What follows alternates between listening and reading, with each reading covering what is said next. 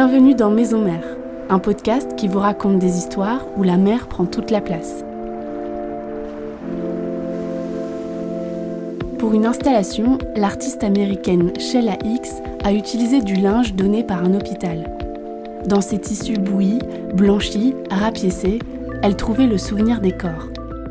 À Douarnenez, Cécile Born est elle aussi artiste textile. Mais tous les tissus sur lesquels elle travaille ont une particularité. Ils ont été lavés par l'eau de mer. Elle les glane sur les plages, en Bretagne ou ailleurs dans le monde. Dans son atelier, il y a des chiffons, des fragments de vêtements ou de ciré jaune, ou encore des notices de gilets de sauvetage, minutieusement triés par couleur. Ces morceaux sont autant d'histoires décousues à rassembler. Cécile Born les manipule avec soin et respect.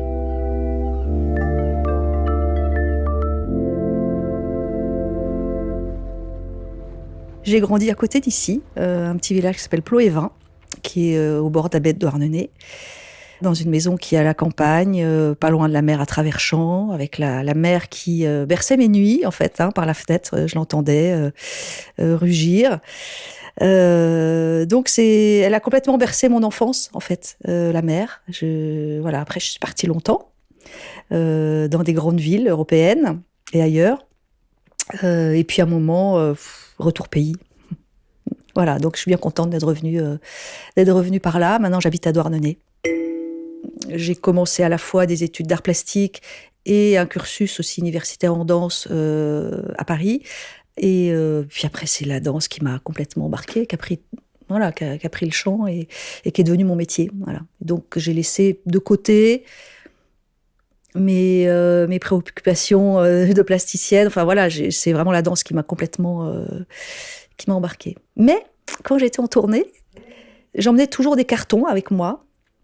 On n'écrivait pas de SMS à cette époque-là. Donc quand je pensais à mes amis, plutôt que d'aller acheter des cartes postales chez le marchand, je faisais des petits collages de choses qui me tombaient sous la main, des petits riens, c'est un bout de papier arraché au mur, un peu de sable, un bout de ficelle, voilà.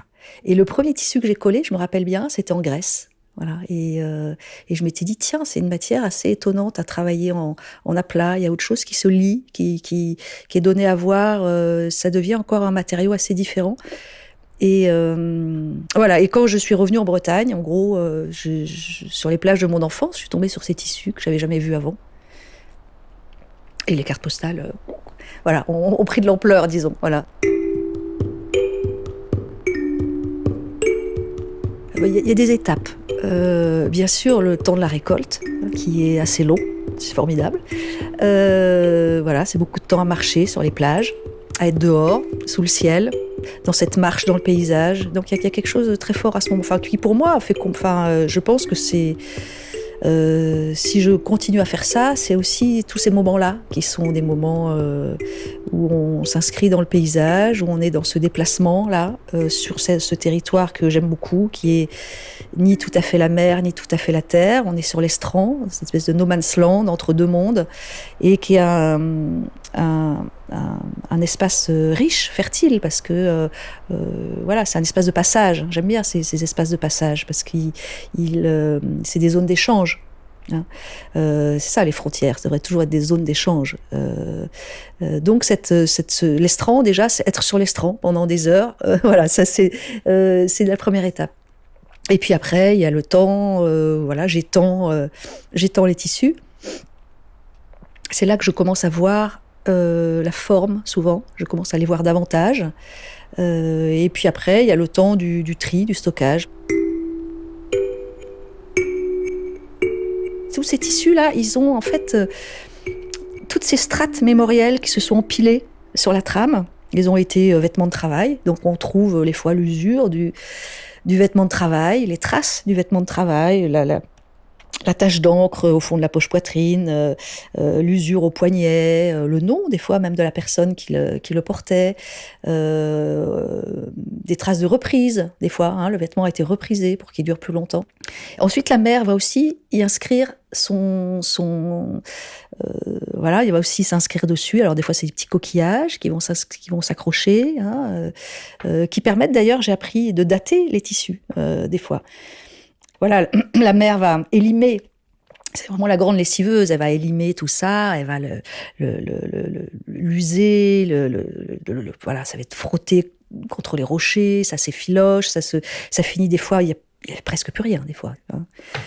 Et après, il y a encore une autre strate de mémoire qui s'inscrit dessus. C'est que quand le tissu vient s'échouer, il va souvent s'enfouir dans le sable. Et là, il va prendre une dimension géologique. C'est-à-dire que sur certaines plages, le tissu est... tous les tissus que je trouve, par exemple, sont oranges, ont des espèces de marbrures orangées, parce que le sous-sol contient du fer, de l'oxyde de fer, et le tissu rouille, en fait. Mais ça fait une sorte de dessin très minéral. Voilà. Et donc, il y a aussi cette trace-là qui vient se poser sur le tissu. Donc, toutes ces choses-là, en fait, c'est tout ça que j'essaye de faire parler.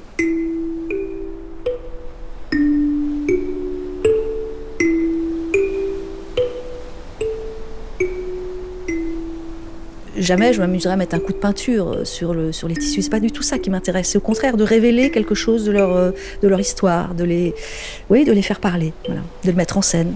Ça, c'est des bouts plastiques. Hein. On a des cordages de pêche. Voilà, toujours beaucoup.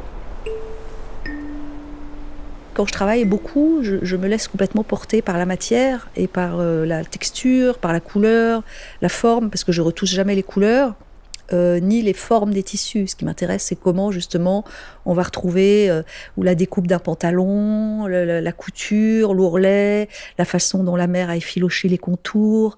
Donc, je me laisse beaucoup porter par ça. C'est souvent, d'ailleurs, une pièce qui va me donner le format que je vais travailler. C'est elle qui m'embarque, en fait. Hein.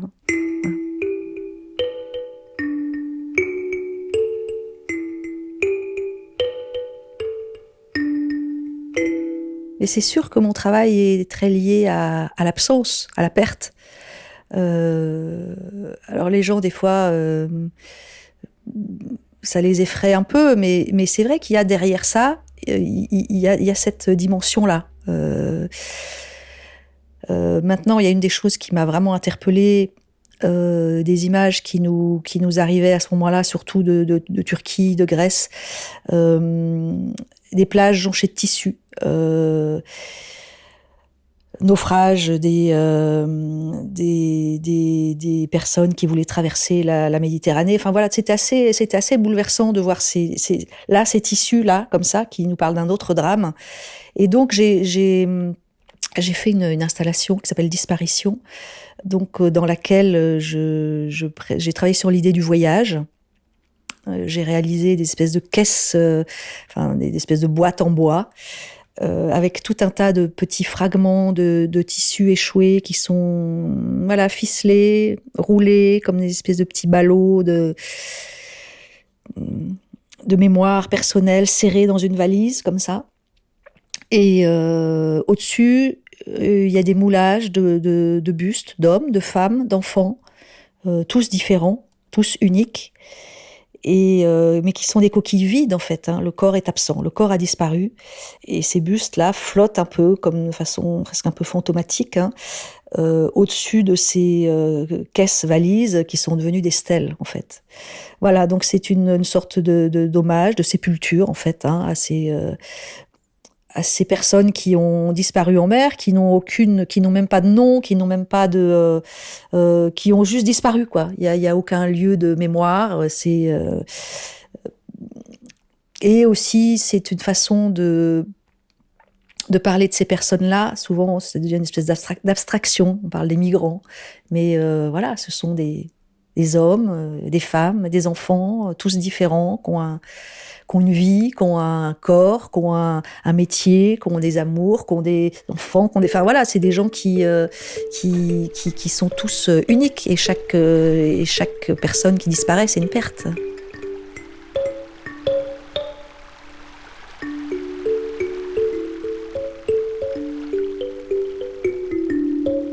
C'est un travail effectivement sur la mémoire. À chaque fois, j'enquête. Je me demande de quoi il s'agit, et des fois j'ai des réponses assez étonnantes, hein. J'ai des fois quelques trouvailles incroyables. J'ai par exemple trouvé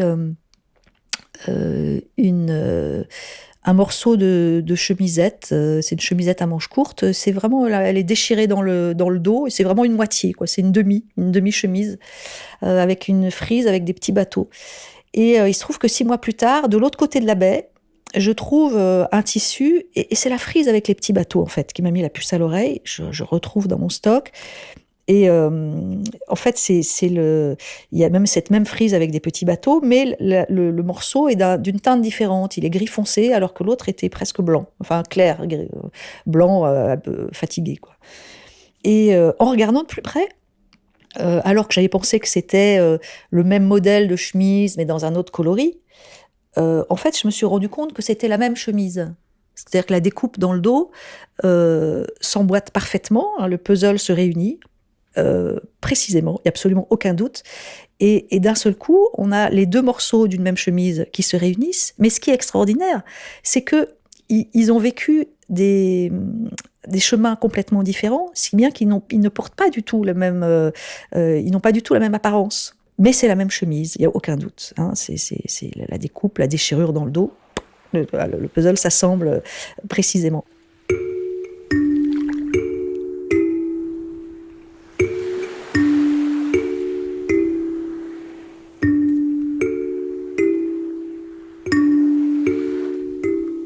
C'est émouvant, en fait.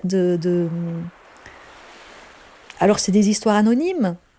Certaines ne le sont pas. J'ai retrouvé des personnes, mais le plus souvent, effectivement, sont des histoires anonymes. Mais je sais pas, ça parle du corps, ça parle de l'humain, ça parle aussi de nos déchets. Ils parlent de nous-mêmes aussi. Ils parlent de nous-mêmes. Il y a ce côté aussi mouvant, parce que ça a séjourné dans l'eau, dans un monde flottant comme ça. Il y a cette espèce de dérive, ce nomadisme qui me plaît assez, parce que des fois je trouve des trucs qui viennent d'Angleterre, des trucs qui sont asiatiques. Alors est-ce que c'est un cargo qui a passé le rail d'Ouessant, et puis qui a balancé lui aussi ses chiffons, et là voilà, c'est des trucs qui viennent d'ailleurs. Enfin, c'est comment tout ça se croise, navigue, tous les échanges mondiaux, hein, en fait, que je vais retrouver dans une petite crique là au fond de la baie, mais tout ça arrive partout, quoi. Voilà, c'est aussi ça qui nourrit un imaginaire, c'est sûr, du voyage, mais aussi voilà, ça parle aussi des déchets, beaucoup. Les déchets, ils parlent beaucoup c'est bien de pouvoir les lire, quoi. C'est bien de pouvoir les lire, parce qu'ils ont des choses à nous dire. C'est des choses qu'on a jetées, qu'on veut pas voir, qu'on a abandonnées, qu'on voudrait juste enfouir. Mais ils nous parlent de notre façon de vivre. Hein, c'est une sorte d'archéologie, en fait, hein, que je pratique, une sorte d'archéologie de l'abandon.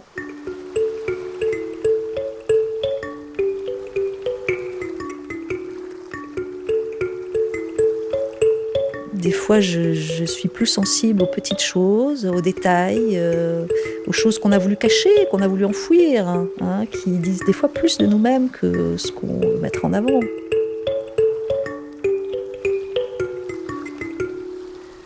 Dans votre travail, vous avez dit que vous avez retrouvé des personnes. Qui sont-elles, et quelle a été la rencontre la plus marquante, par exemple ? Ça, ce sont des fois des longues histoires. C'est des histoires avec des rebondissements, des fois assez inattendus. Voilà. Mais par exemple, sur les casquettes, ça c'est une petite anecdote qui est pas longue à raconter. Je présentais ces casquettes là dans un musée, et cette collection. Et puis il y a quelqu'un qui vient me voir et il me dit: mais vous les avez trouvées où, vos casquettes là? Je dis: pour la plupart, bête de Douarnenez. Donc ce type me demande: mais d'où vient cette casquette? Alors, je dis: vraiment, franchement, je peux pas. Ouais, bête de Douarnenez, mais. Ce qui me dit: voilà, moi j'habite dans le sud de la France, je travaille dans une entreprise, voilà, on n'est pas si nombreux que ça, et il se trouve que vous avez la casquette de mon entreprise. Alors, je dis là: écoutez, je peux pas vous répondre là-dessus, hein, je sais pas, mystère. Puis à un moment, je vois son regard qui s'éclaire et qui me dit: ah, je sais, c'est Jean-Luc. C'est sûrement Jean-Luc. Jean-Luc, il adore la Bretagne, il fait de la voile tous les ans, il est tout le temps sur l'eau. Je vais lui demander s'il n'a pas perdu sa casquette. Voilà. Donc, j'ai pas su effectivement s'il avait eu la confirmation de Jean-Luc, mais je pense que c'est ça, oui. C'est sûrement ça. C'est sûrement sa casquette.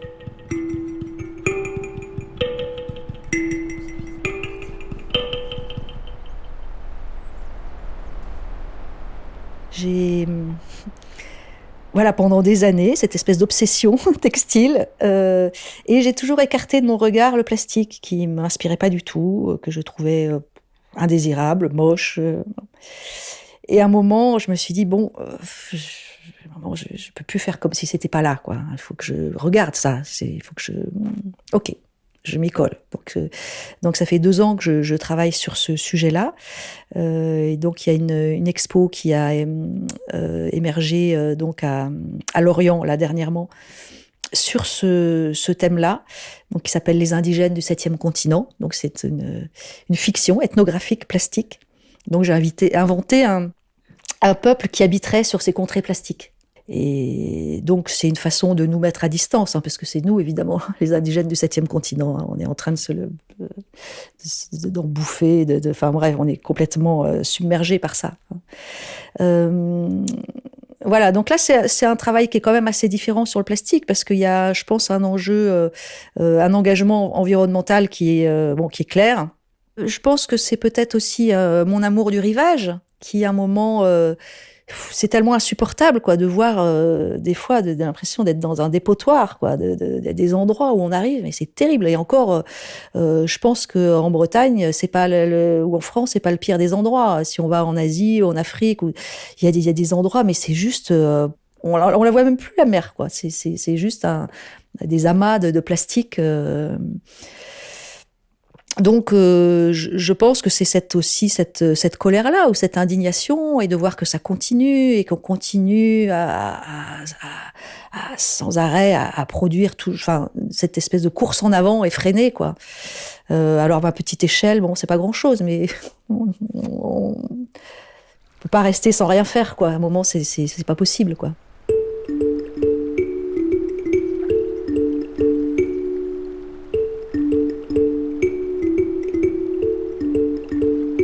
Au départ, quand j'ai commencé à ramasser ces tissus, je n'ai pas du tout imaginé que c'est quelque chose qui pourrait me tenir sur des années. Je faisais mes petits collages de cartes postales. Ça s'est développé, ça a pris de la grandeur. Mais bon, et puis ça fait 20 ans que j'y suis. Et ça rebondit sans arrêt. Il y a des nouvelles... des nouvelles découvertes, soit, mais des nouvelles façons de les mettre en scène, de les donner à voir, de les...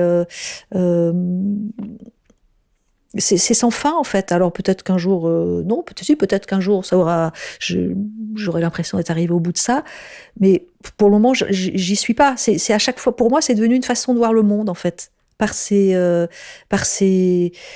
choses insignifiantes, d'essayer de lire ça. Et quand je vais dans des pays étrangers, je vais pas trouver les mêmes choses. Ça va être autre chose, ça va être d'autres types de tissus, ça va être peut-être une autre façon de les réutiliser encore une fois avant d'être finalement abandonnés. Donc c'est un peu comme si, par exemple, on est metteur en scène et qu'on vous confie un texte et que comment est-ce que je vais le donner à voir ? C'est exactement la même chose, en fait. C'est comme si on me confiait des choses. C'est un héritage pour moi, en fait. Donc, comment est-ce que je vais le restituer pour qu'il devienne lisible? Parce que les gens, en fait, ils ne voient jamais ça.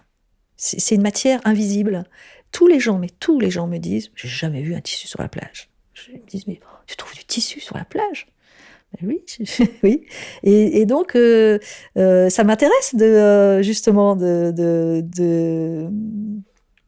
le donner à voir, quoi. Je dis, mais si, ça existe, regarde. Et les gens, souvent, c'est un travail qui touche les gens, mais je pense que c'est aussi beaucoup parce qu'il y a ce temps qui s'est inscrit dessus. C'est quelque chose qui vient de loin. C'est quelque chose qui touche au corps. Et il y a quelque chose ça transpire encore, quoi. Il y a quelque chose qui est encore là de cette charge qui est déposée sur le tissu.